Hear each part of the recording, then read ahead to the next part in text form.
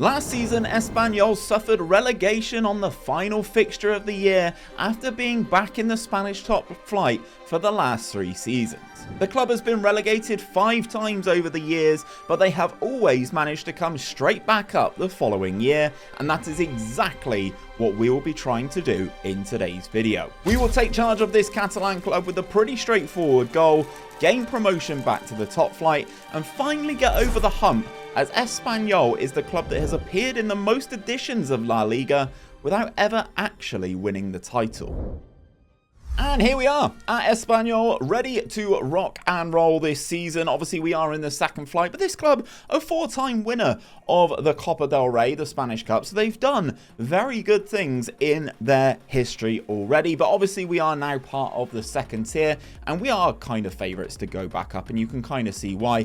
If we do take a look at this squad super quickly and take a look at some of the players in the team, obviously, we are without Joselu, who's actually out on loan to Real Madrid, which is disappointing that our best players currently at Real Madrid, or one of our best players is at Real Madrid, but it is what it is. The team actually isn't too bad. Our goalkeeper is pretty solid for the level, I would imagine. Good 16 reflexes on him, age 31. We've got Martin Branthwaite, if you remember him, obviously former Middlesbrough man, for those of you who are based in the UK.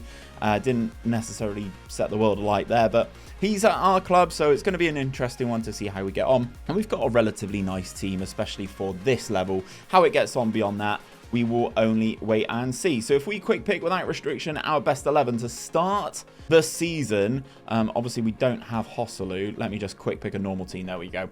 This is our team to start the season. So we've got a couple of issues with this one. Obviously, we're not as deep as I would like in certain positions, especially playing 2 up front. It's going to be an interesting one. Also playing using GYR's Bane tactic, which I've not used since the new update, so I'm looking to actually give that a test and see how that runs this time out. The CM on attack is going to be very crucial for this one, obviously bombing forward with the DM actually giving that support, but overlaps with the wing backs is going to be very interesting. Focusing play down the wings should be quite interesting. There should be a lot of goals in this tactic still, despite obviously not using it on the most recent update, so this should be a good addition to show you guys how it actually goes. If we go into the competitions tab, obviously we just have the 2 competitions this season, the Copa del Rey, the Spanish Cup, which we do enter I think in the first round, and then obviously La Liga Hypermotion. Yes, we are sponsored by EA Sports. We are in the second tier though, and as you can see, Espanyol won the title 3 seasons ago. If we go into the season preview, we are odds on favourites to go back up. We've got several players in this Media Dream 11. Pacheco is one of them, Montez is another one, Exposito is another one, and then obviously Martin Branthwaite is there as well to complete our 4 players that we do have here. So the goal is obviously to go straight back up. So let's simulate season 1 with Espanyol to see if we can get ourselves back into La Liga.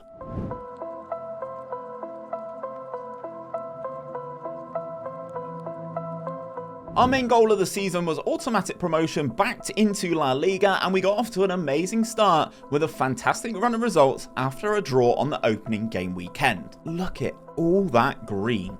Watch it, drink it in. Especial.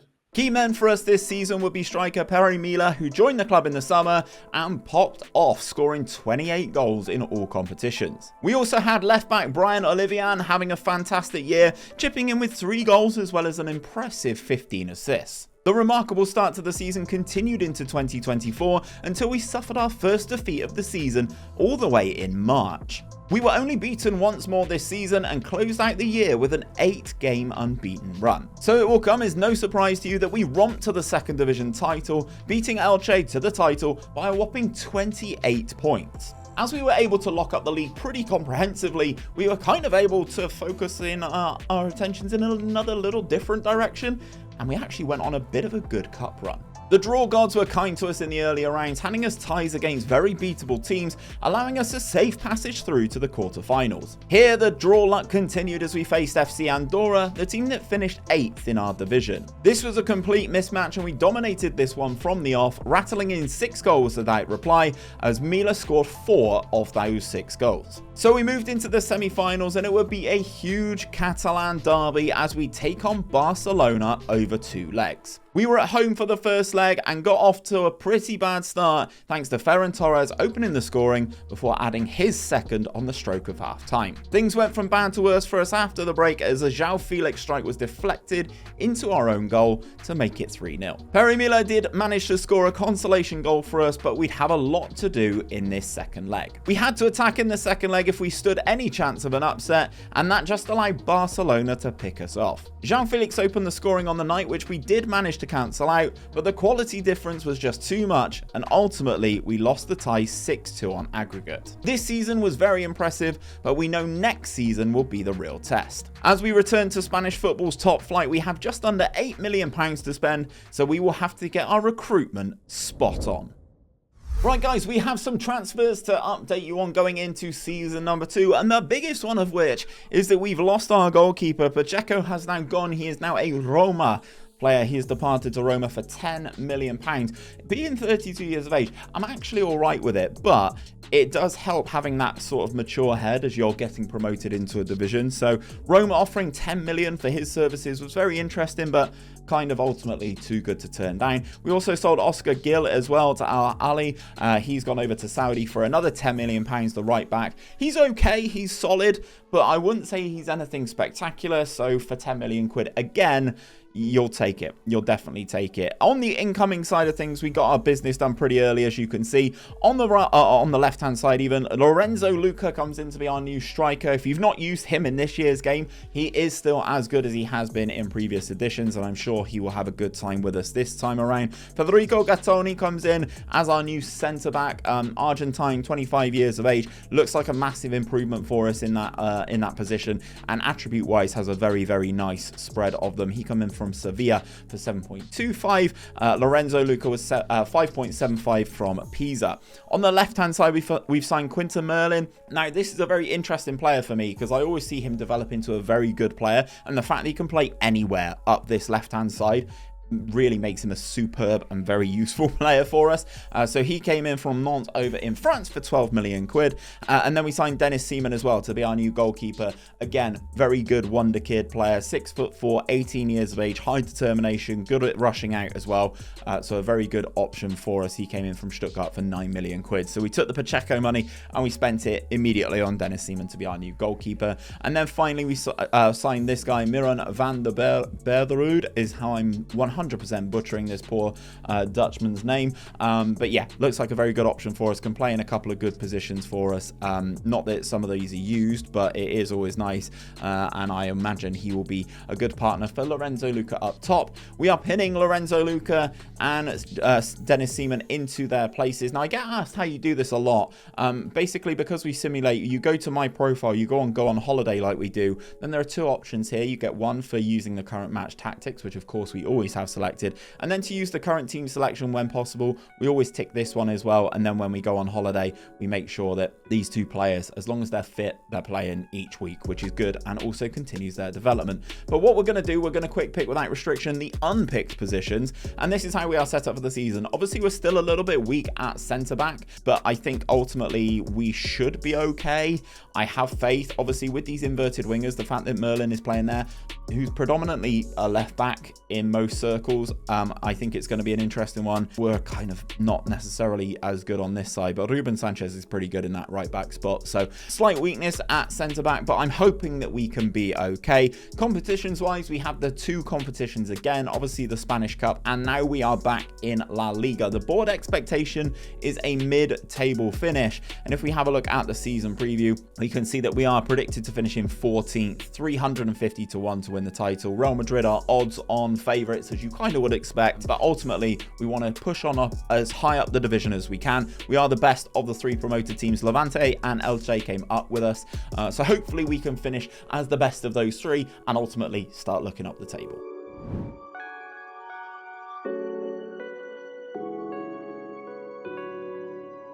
Our main objective this season was to build a foundation for us to improve on moving forward, and we did just that. Whilst our start to the season wasn't all sunshine and rainbows, we were picking up big results against some of the more beatable teams in La Liga.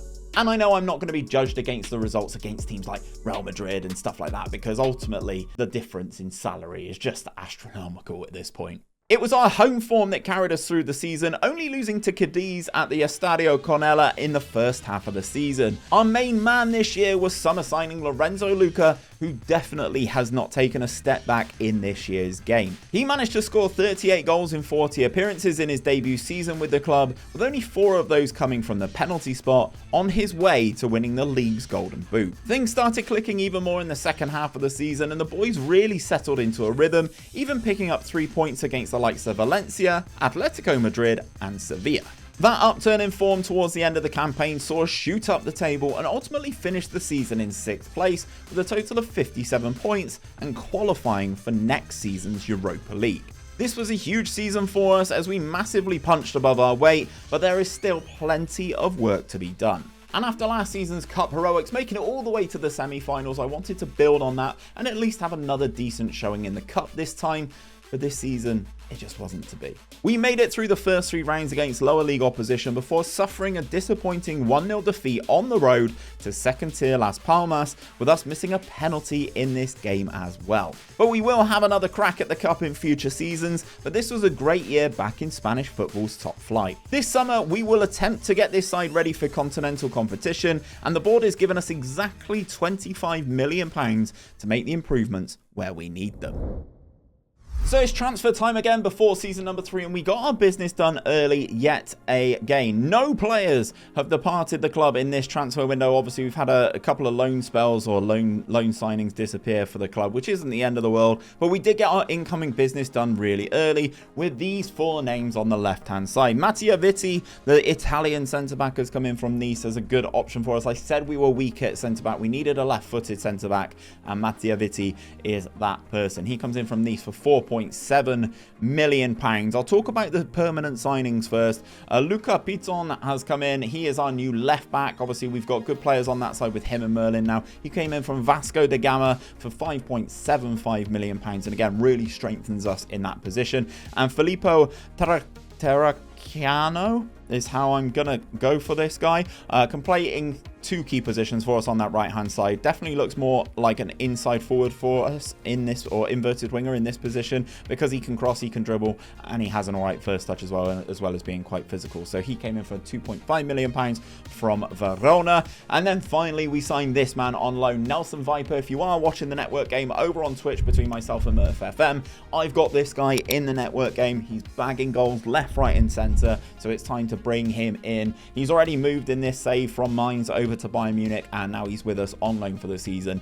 And we've got a bit of a big man duo up top, because Nelson Viper is 6'4", and Lorenzo Luca is 6'7". So have a guess what we're going to be trying to do this season. You're goddamn right, we're going to dominate in the air. That's exactly what we are going to do. Obviously, Merlin and the Italian that we did sign, obviously more traditional fullbacks in those inverted winger positions, should give us a lot more solid base to build off of. Effectively playing 4 fullbacks works quite nicely, and we're looking really good. I'm actually really impressed with how this team is put together. Obviously, the big men up top are going to be an absolute handful for teams this season. If we go into the competitions tab, we enter into the Europa League, which is going to be really interesting for us to see how we do get on there. Obviously, we have the Cup and La Liga. If we go and take a look at the season preview, though, we are predicted to finish 10th, so we've massively improved upon last season. We were predicted to finish 14th last year. We are now up to 10th, but this is where we really need to close that gap and get back into that position where we were last year. We want to keep staying in that continental football bracket so that we keep getting the money back into the club, because the money isn't great in La Liga. Obviously, you can see our overall balance of just under £16 million there. We've got £3 million of our transfer budget left, but we really need to keep getting into these continental competitions to hopefully propel us up further and further and further, and who knows where we could end at the end of this rebuild.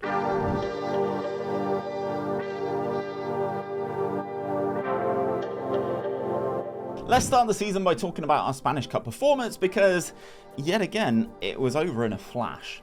After getting to the semis in Season 1, we have been shocking in the Cup, and this season we suffered a terrible extra time defeat in the first round. However, things in La Liga were much better, thankfully.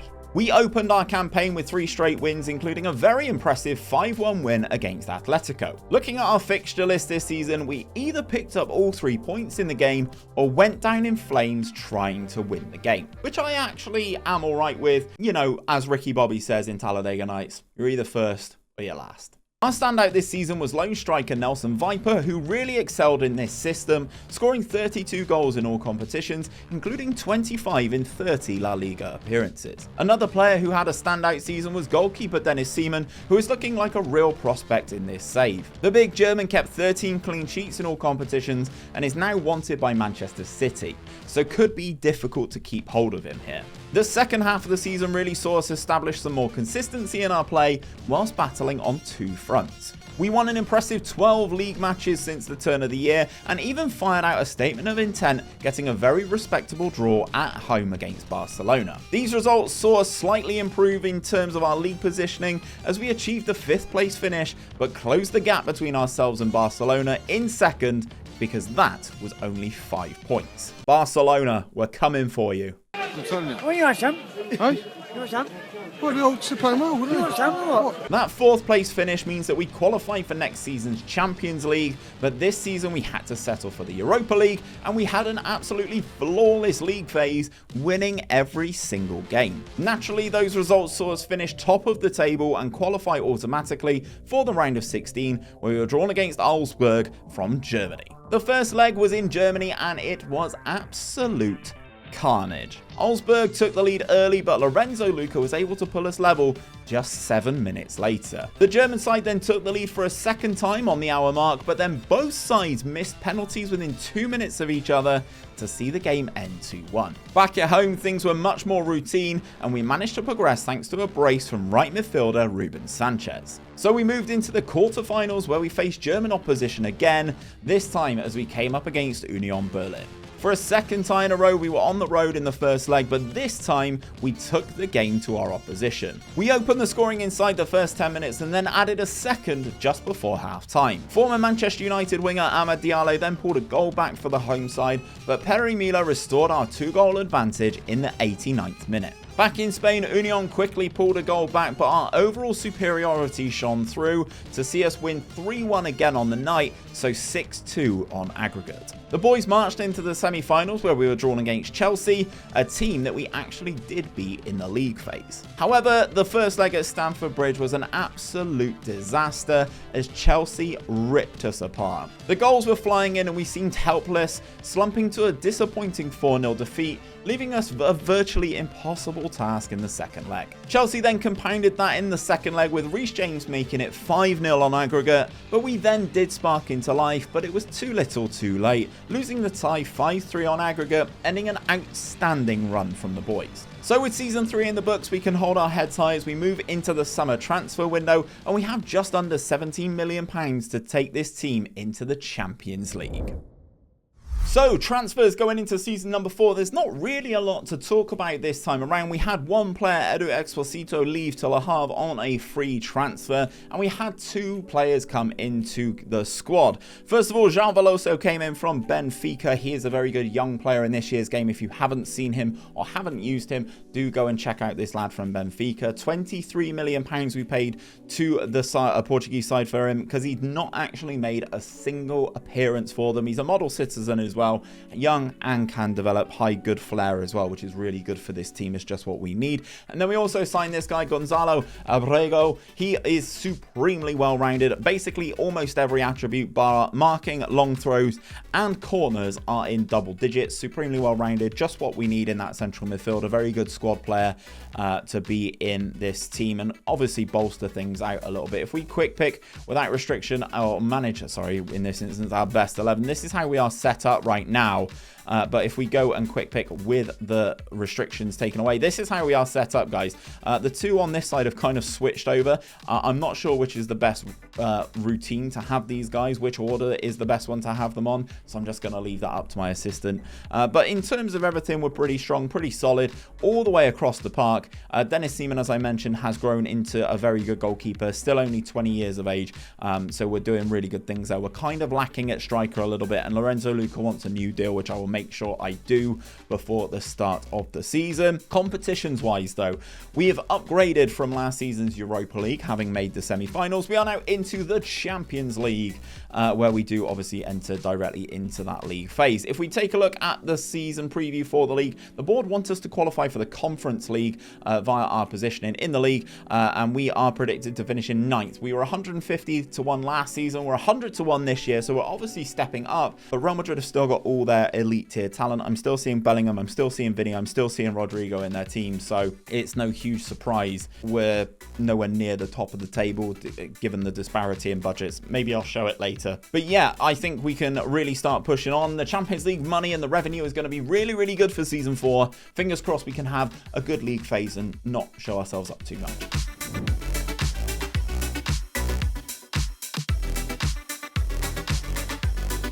Yet another season has passed where we couldn't live up to the hype of Season 1's Cup exploits. This year we did advance through the first few rounds before losing to Elche on penalties in the 4th round following their 92nd minute equaliser. But this season did see us make our Champions League debut for the rebuild, and this was a noticeable step up from where we were last season. We struggled for consistency in the league phase, losing to Utrecht, Feyenoord and Galatasaray, but we did manage to win against Manchester City. After our 8 league phase fixtures, we gathered 11 points in total to finish in 18th place and qualify for the knockout portion of the competition. Here we faced Inter Milan, a side we drew against in the league phase, and we'd entertain Inter at home first. To my slight surprise, we dominated this one from the off, and our pressure finally was too much for them in the second half as we added 2 goals to give us a nice foothold for the second leg over in Milan. And as expected, in that second leg, Inter came to play. Marcus Thuram opened the scoring to put the pressure back on us, and apparently it was too much for us this season. Thuram added a second with 15 minutes remaining and sent the game into extra time. The extra 30 couldn't separate us, so we would face penalties, and sadly for us, it was Italian Lorenzo Luca who missed the target in the shootout to give Thuram the opportunity to win it, and he did just that to see our Champions League journey come to an end. The balls on him to score a Panenka in a Champions League knockout tie, by the way. In La Liga this season, we started like a house on fire, winning our first 4 games on the spin, but we couldn't carry that form into the first half of the season. We were continuously losing games by a single goal margin, and it seemed like we had a little bit of a lack of firepower up top. Lorenzo Luca was our top goal scorer this season with a return of 32 goals from 41 appearances, but he really did lack a dance partner and had to shoulder a large portion of the goal scoring responsibilities. Another player who had a fantastic season was Quentin Merlin. From the left midfield position, he dominated that flank and provided 6 goals along with 16 assists in all competitions, and now has 4 clubs looking to sign him over the summer. After the turn of the new year, we started putting results together following our Champions League exit. Wins did continue to fall into line and we began to slowly creep up the table, but sadly the damage was already done in that first half of the season. We finished the year in 7th, but still managed to snag a European place, and will play in the Conference League for our 5th and final season of this video. Money has been difficult to come by in this rebuild, and we have just over £13 million to spend over the summer, and we desperately need another striker to play alongside Lorenzo Luca. So this is Season 5's transfer update, and we've had some key players leave us in the summer. Ruben Sanchez, the man who was either playing right back or right midfield, whichever it kind of felt like right on the day for my assistant manager. He has departed for the Premier League. He has gone to West Ham for £20 million. And Jose Gareda has departed as well. He has gone over to Saudi, the defensive midfielder. He has gone for £14.25 million. And then we've had a couple of loans as well. Only 2 players come in to join us this summer, which is going to be interesting. We'll talk about the free one first. Antonio Blanco, if you see or play Football Manager, this guy's a free agent almost every year after season number 1. He gets released by Real Madrid. In this world, he's played at Cadiz, he's played at Alaves, and now he's with us after a free transfer. He does have a slight injury, torn calf muscle, but it looks like a very good player. Can play centre mid, can play defensive midfield. Very well rounded for us, and hoping he can be good. We've also finally got a strike partner for Lorenzo Luca after having Viper 2 seasons ago on loan. We've got Mateus Arezzo, again an old name. If you've played the franchise series for a little bit of a time, you'll remember Mateus Arezzo a couple years ago when he was over at the River Plate Montevideo over in Uruguay, and now he's here to play alongside Lorenzo Luca. 17 million pounds we paid for him from Granada, and I'm looking forward to seeing what these two can do up top. This is how the team is going to look going into the season. Blanco is going to play in that defensive midfield position. Veloso now as that CM on attack. He's definitely going to get more game time this year, and we're ready to push him on. And this is how the team is looking. That little and large partnership up top, I'm really hoping it can do the business this season. Obviously, competitions, no Champions League, no Europa League. We are in the Conference League this year, and this is a competition that I really think we can win unless we come up against the juggernaut from England, but we're going to have to see. I'd like to think that we can do a job here. The board wants us to get into the top half of La Liga this season. If we have a look at the season preview, we are predicted to finish in 8th again, 100-1 yet again another season, but we're going to have to see what we can do here. But let's see what happens in our 5th and final season.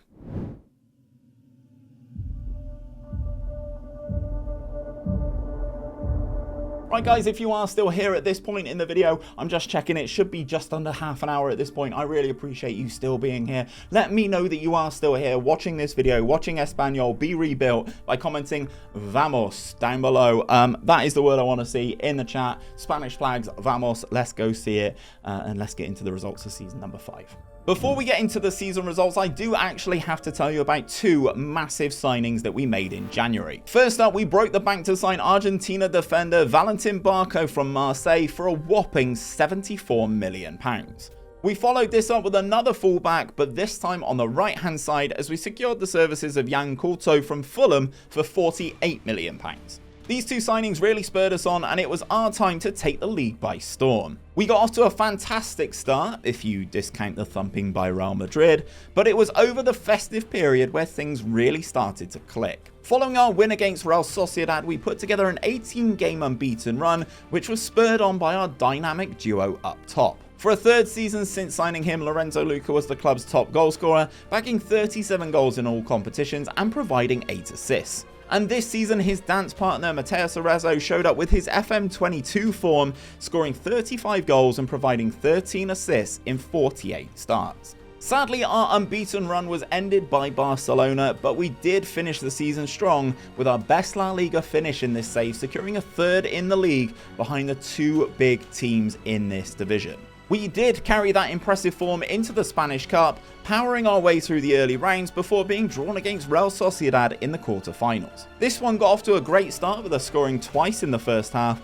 but Sociedad did score their only shot on target to make things a little bit more uncomfortable, but we were able to hold on and move into the semi-finals. In the Spanish Cup, the semi-finals are played over 2 legs, and we come up against Athletic Bilbao. The first leg in this one was the most one-sided game I've ever seen. We battered them from start to finish, racking up 6 goals whilst restricting Bilbao to not even having a shot in the game. And that continued in the second leg as Bilbao buckled yet again, with us scooping a 5-1 win on the night and a massive 11-1 aggregate victory. So we moved into the final, and this would be a biggie as it would be a Catalan derby against Barcelona. We got off to a pretty bad start in this one as Frankie de Jong scored with a long-range strike that managed to hit both posts on its way into the goal. The game then became a battle of fine margins, but with 10 minutes to go, Barca extended their lead as wonder kid Lamine Yamal burst into the penalty area and doubled Barca's lead. But this is when we clicked into attack mode as we had nothing to lose. With 5 minutes to go, we reduced the deficit to a single goal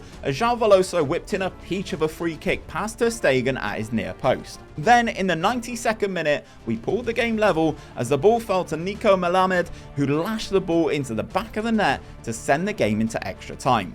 So we had an extra 30 minutes of the game, but the match momentum was now with us, and we were able to score twice in the first half of extra time to beat Barcelona and win the Copa del Rey for the 5th time in the club's history. And this season we played in Europa Conference League, and I was really gunning for this trophy. We did have to qualify for the competition, which we did do with ease, and carried that intensity into the league phase, where we won 5 of our 6 games to top the table and progress straight into the round of 16.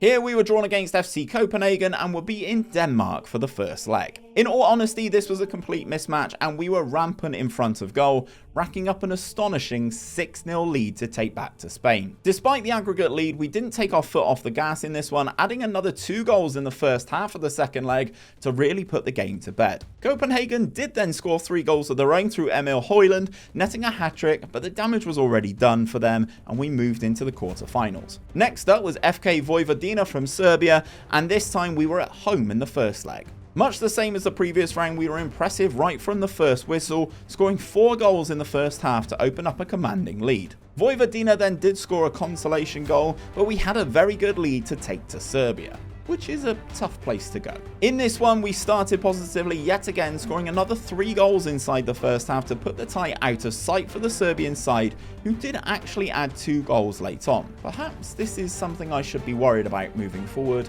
conceding these late goals. However, we marched into the semi-finals, where we come up against French side Rennes, and we would be back on the road in the first leg. But yet again, we caught our opposition cold and flew into a lead, racking up 3 goals before half-time. In the second half, Jan Kulto added a 4th for good measure, but our weakness showed yet again as we let the French side back into the game, with them scoring 3 goals of their own in the second half. So we had a slender lead to take back to Spain, but here we were supremely focused on getting the job done and moving into that Conference League final. Mateus Arezzo scored twice either side of a Valentin Barco goal to see us progress with a 7-3 aggregate victory. So we moved into the Europa Conference League final, where we would take on German side Augsburg yet again. But to say we suffered some stage fright is an absolute understatement. The German side did to us what we've been doing to teams all competition and dominated the first half, going into halftime 4 goals to the good. We pressed to get back into the game, but Augsburg compiled that misery, with João Veloso's goal being the smallest of highlights on a shocking night for the team. So we couldn't secure a double this season, but I think we've done a remarkable job with a team from the second tier over the course of 5 seasons.